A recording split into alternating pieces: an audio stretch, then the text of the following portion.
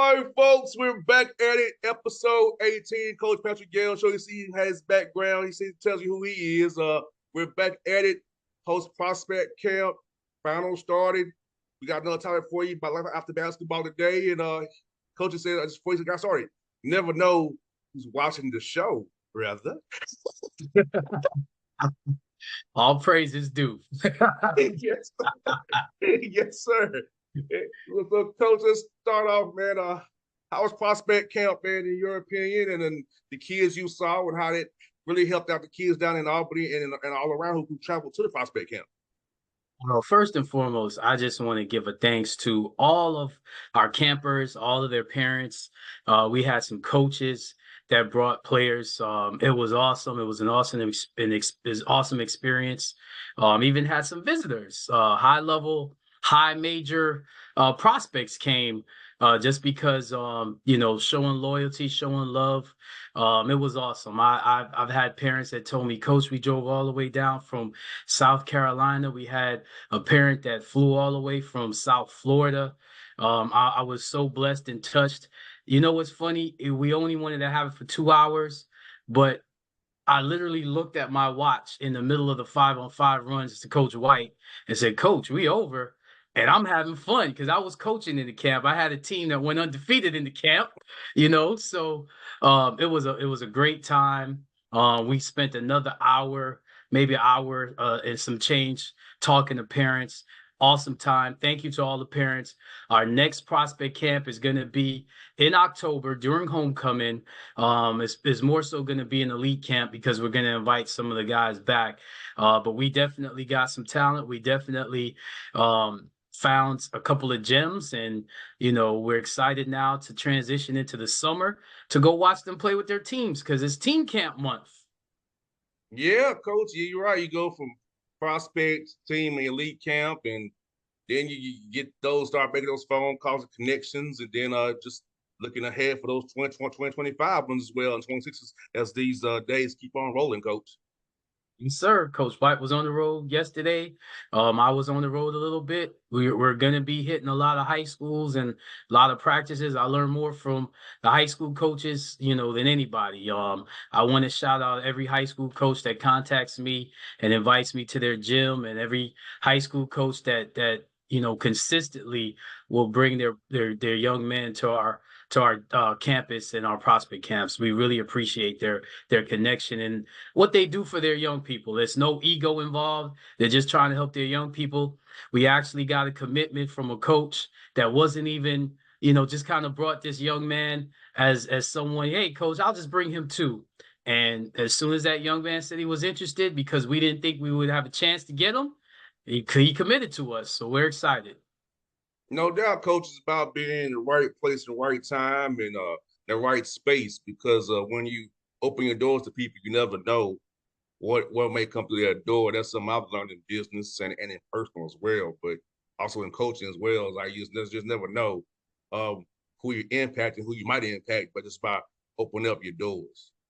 That's right. That's right. I'm just, I'm in this position strictly for helping young people. And, as long as I'm allowed to do that and given the opportunity to do that, the Lord's going to continue to bless me to do that.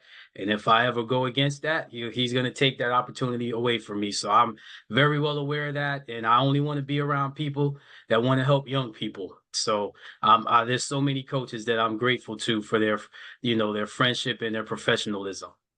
No doubt, coach. And you know what, coach? I know we want to discuss this as life after basketball as well, coach. And I think the game of basketball sets you up for life after it, because it gives you those kind of skills you just don't get anywhere else. By having to be a team, play your part, know how to fit in, know how to go into a role, know how to navigate certain things, politics of teams, locker room. But it teaches you a lot of different skills that you don't think about till you outside of that basketball and that sports arena realm, and it transfers over to the professional realm, and how to play the game the right way and not screw yourself just by being overly emotional, making a rushing, and just staying within yourself and making the right decision, not making a false move because you're upset. So all those things learning in basketball transfers to life after as well. Absolutely, and I'm sorry, Jr. I'm going to be the interviewer a little bit, man, because we're fascinated with what you do. But talk to us about, you personally and your journey from a student athlete to what you do now, man. You're huge in what you do and in your brand. So how has that, this is speaking to all the young people that may be watching. We have somebody right here. They don't want to hear from me. They want to hear from you, man. You're the man. So how has that helped you in what you're doing? I'm going to deflect it to my father, because a lot of things. I, I had a cheat code. I had Coach McHenry. You know what I'm saying? Yeah, so yeah, so a lot of guys don't have a father that's like my father is in it and can just give me knowledge of like sports, personal life, just worldly advice. So for me, it was a lot of just this man knows more than I know, right? and not going against that. Like I put it like this, Georgia State did not have football until '08, but he was like Tennessee State don't come to Georgia State, it's home because you're established. You know what I'm saying? So it's about listening to that and also having a plan. And truthfully be told, Coach, I didn't have a plan to be in the media. I didn't have a plan for it. It was kind of a situation where I got called in the end to talk about basketball, football, whatever.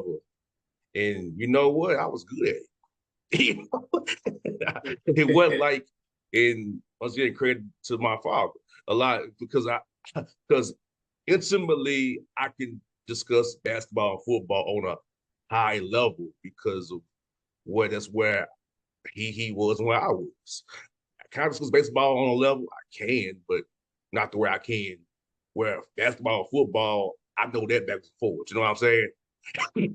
That's what he was into, right? So, and having the knowledge of having a dad that was a coach, having knowledge of playing the sports, it's easy to transition into being in the media because I can talk about it as a player and a coach. right. And I'm not talking about it as a journal per se. And I'm not trying to talk about down on journalists, but sometimes the questions they ask you all as coaches or players, like, do you have any kind of clue what you're watching? You know what I'm saying? you know, I'm curious, or what was going through your head? Nothing. I was playing a freaking games going through my head. I wasn't thinking about nothing. You know what I'm saying? What's Right, in your right, mind? I took a right, three and it didn't go in. right, Nothing right, right, special, right? But they teach them in journalism school to ask probing questions to dig. Bro, it's not that deep. How about learn the strategy of the game? Then talk to me about that. right, right, Don't ask me what's in my head when I missed a three or a layup, or what are you thinking we made a drive, or what caused it. Can you just watch? Talk about the actions we ran to get the guy open shot. If you did it, I'll be impressed. You know what I'm saying? right, right. But having a degree in business that I have, Tennessee State, minor in entrepreneurship that I have, master that I have, it transfers over easy because with this show, I have to do marketing, accounting. I have to reach out and do probing to get guests on the show. I have to, leverage things here and there with sponsorship. So having a degree in business, understanding economics, and truthfully, Coach, I'll say this answer on air.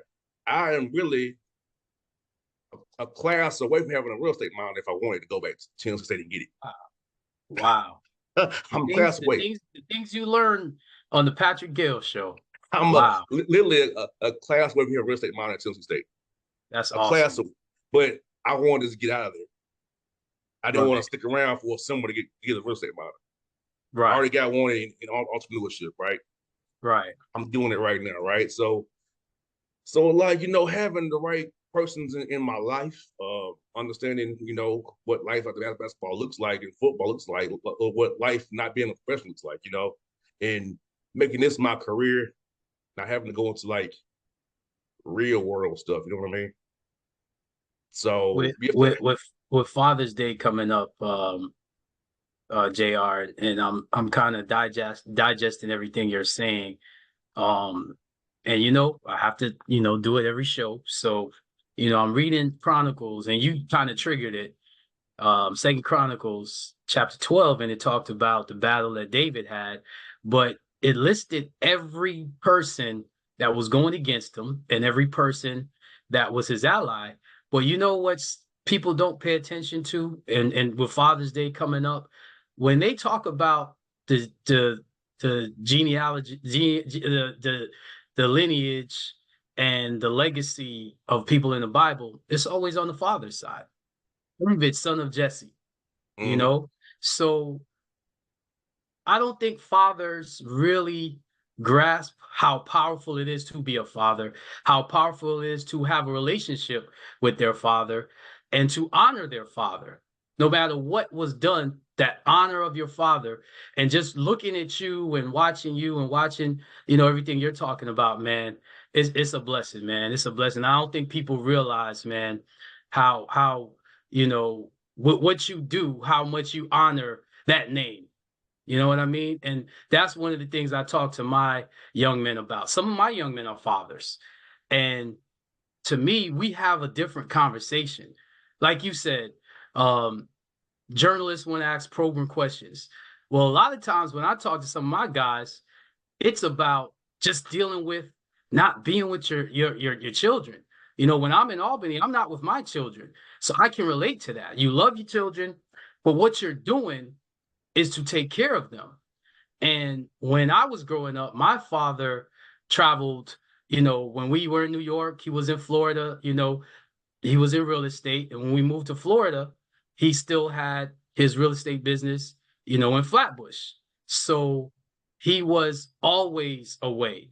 So I kind of grew up that way. Like when my father's not here physically, it's because he's making it so I have somewhere to rest at night and to be safe.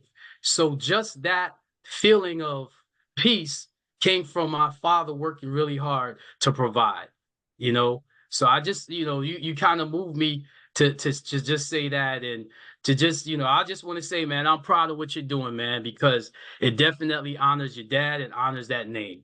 And that's what I teach my young men. When it comes to life after basketball, man, don't play for that name on the front of your chest. Play for that last name. That means something. And that's what I try to tell my players. And I'm proud of Mr. Jameer Moore. We had him on the show. He recently got hired at Phoebe Hospital. Um, he just completed his master's. When we recruited him and he talked to us, and I didn't realize how many schools were after him because I talked to a coach that was recruiting him in the conference.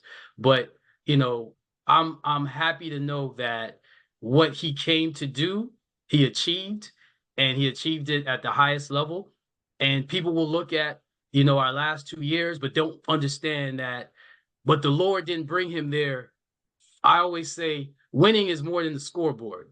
In a few years from now, he's going to be a big part of the Albany State family because of the experience he had. And I think he's going to, sometimes when you do things, it's not seen in your lifetime, it's seen in your children's lifetime.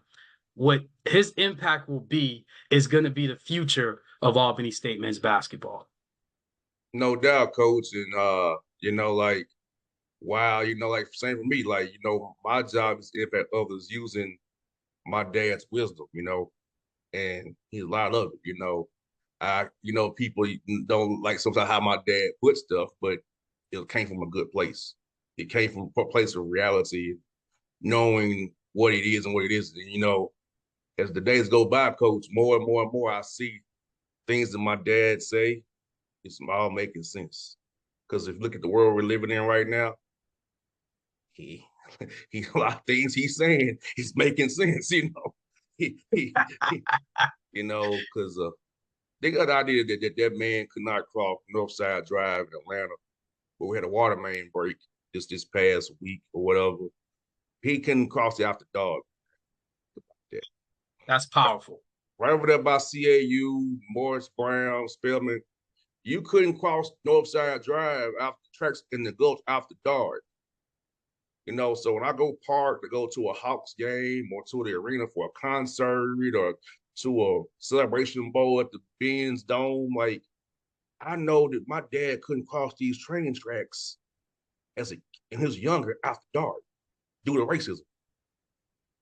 That's crazy. And JR, to piggyback on that, the vision of Dr. Holly, where he originally wanted the campus, he couldn't cross those tracks. And where they put Albany State University, was in an area where you talked about the water main break. It's a flood zone. And in 1994, there was a major flood.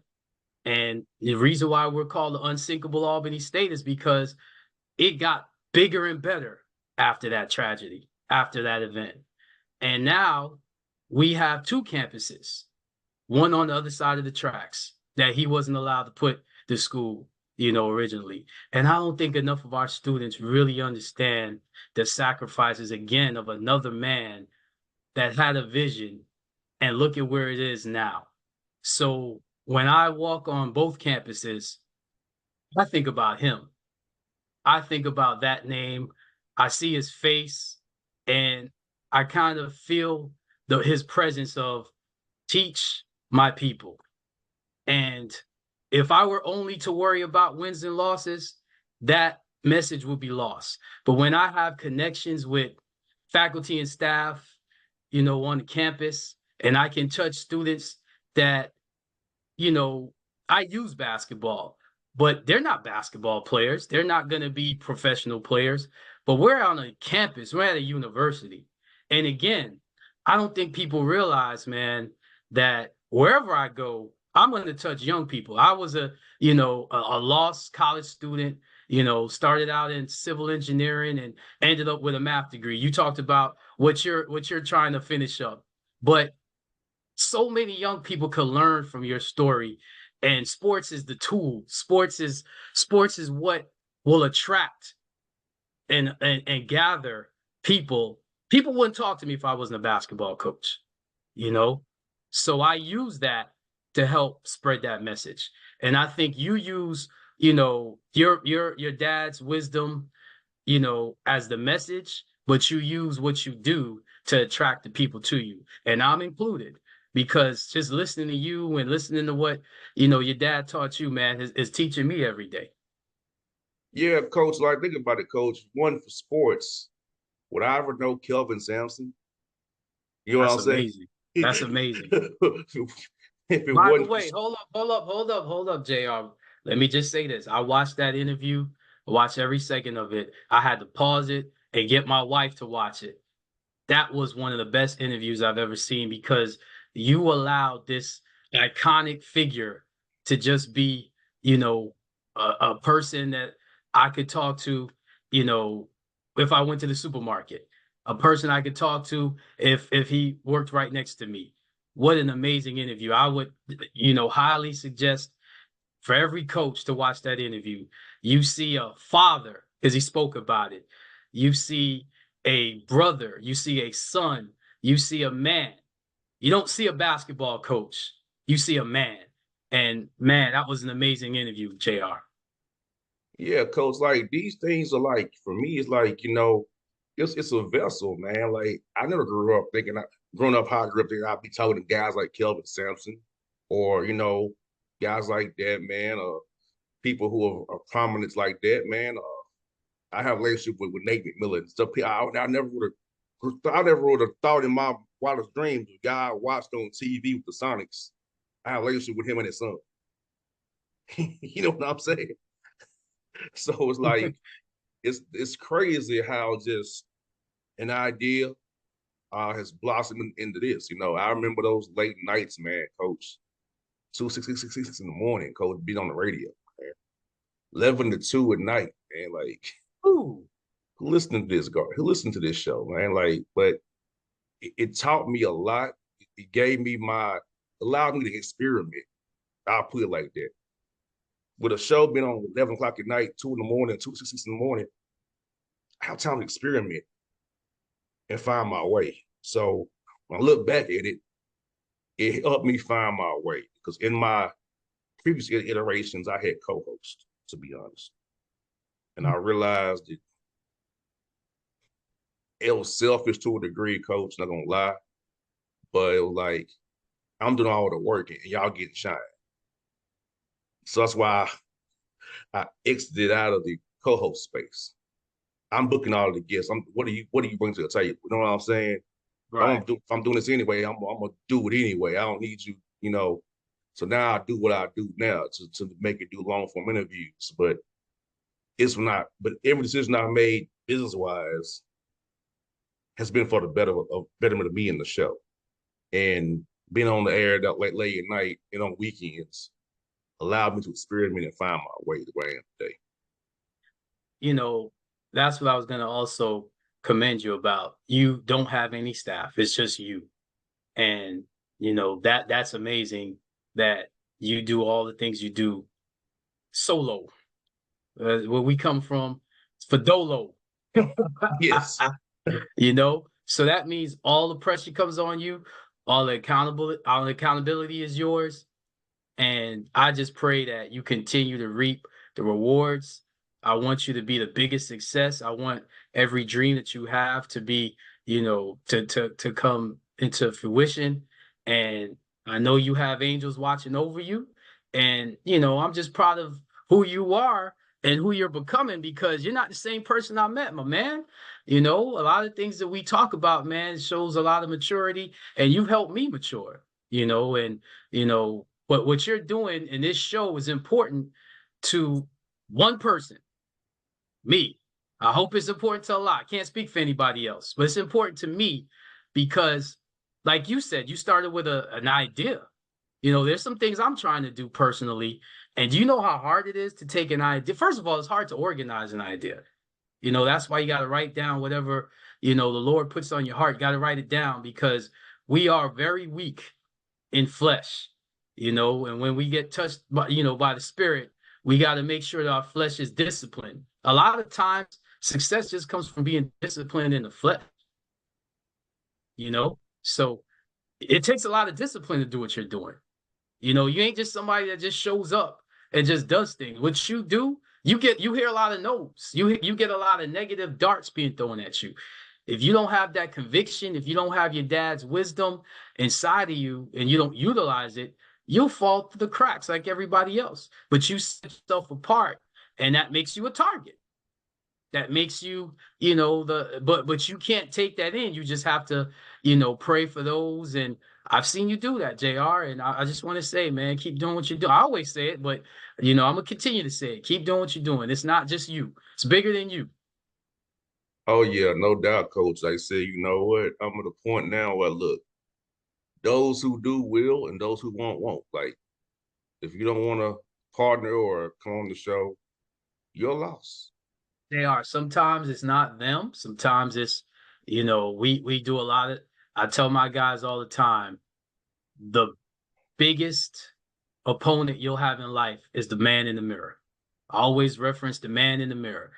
And the man in the mirror has more than just what you see. Spiritually, may have a lot of things fighting against your own success. The Lord does not want us to be failures. And I want all people to know that. So sometimes you got to pray and you got to stay away from what's, keeping you from utilizing your own success. And sometimes what people view as success for you is actually the worst thing that can happen. Let me tell you something. The last, it's funny because somebody said something real negative about me and brought up my record the last few years. And I know who I am. I know, what I've done in the past. And I know, what I see myself as what the Lord, has created me to be. But let me tell you something, JR. These hard times that I've had these last few seasons, I've done my best coaching job. You know why? Because I was able to stop from the things that I did in the past that I won a lot with, but it pushed spirits away that I needed. So now I can talk to young people and not have that venom. And coaches know what I'm talking about. I can see a person all the way through. I know what it now looks like to see a person. I've won in the past with guys that, I'm pushing them to finish and I know what they're about to face in the real world, but winning games. Now I can see how to get that person. Now they got to cross the line themselves, but I at least now know another way, another approach because of what I went through these past few years. And trust me, it's bigger than basketball. Nah, no doubt. That's why we post a picture of you with graduation. It just touches people because you see the product of what you just said. Get And them a and product. let me tell you something. That that journey, that picture was not easy. No doubt.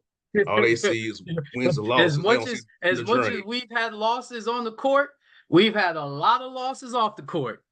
It was not easy. You should hear some of the stories of those young men. But guess what? They kept going on.